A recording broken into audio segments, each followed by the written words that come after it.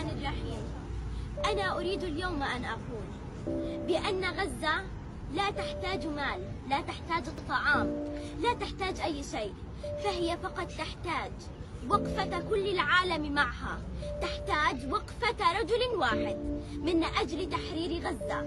فوالله وجعي ووجع أهل غزة لن يشعر به إلا الأحرار الشرفاء الكرماء الذين يملكون نخوة المعتصم، هم فقط من سيحررون غزة. أنا لن أقول أين دول العالم، أين الدول العربية، أنا فقط سأقول أين الشرفاء الكرماء الذين يملكون نخوة المعتصم؟ أين أنتم؟ أماتت فيكم النخوة؟ أين أنتم؟ ألا تشعرون بالأطفال؟ هناك آلاف وملايين من العائلات تمحى من السجلات. أين أنتم؟ على ما يفعله الاحتلال بنا، وفوق كل هذا يقول بأننا نحن من نقتلهم. ذنبنا الوحيد أننا نريد تحرير وطننا. أين أنتم أيها العالم؟ قفوا، هبوا. هناك جنين قتل وهو في بطن أمه، لم يدري ما هي الحياة، لم يخرج، قتلوه وهو لم يشاهد الدنيا. أين أنتم؟ قفوا أيها العالم.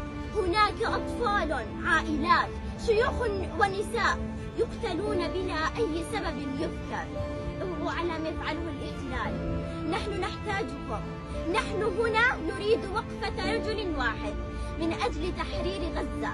قفوا من أجل الأطفال، قفوا من أجل الأطفال الذي بقوا بلا عائلات، بقوا بلا أم، بلا أب، بقوا وحدهم. هناك آلاف من الأطفال استشهدوا بلا أي ذنب. أين أنتم؟ أليس هناك ضمير عندكم؟ ما ذنب هؤلاء الأطفال؟ ما ذنبهم؟ قولوا لي.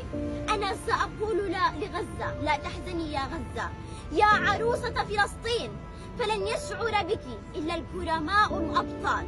سوف تتحررين بإذن الله ما دام هناك أحد يملك نخوة المعتصم.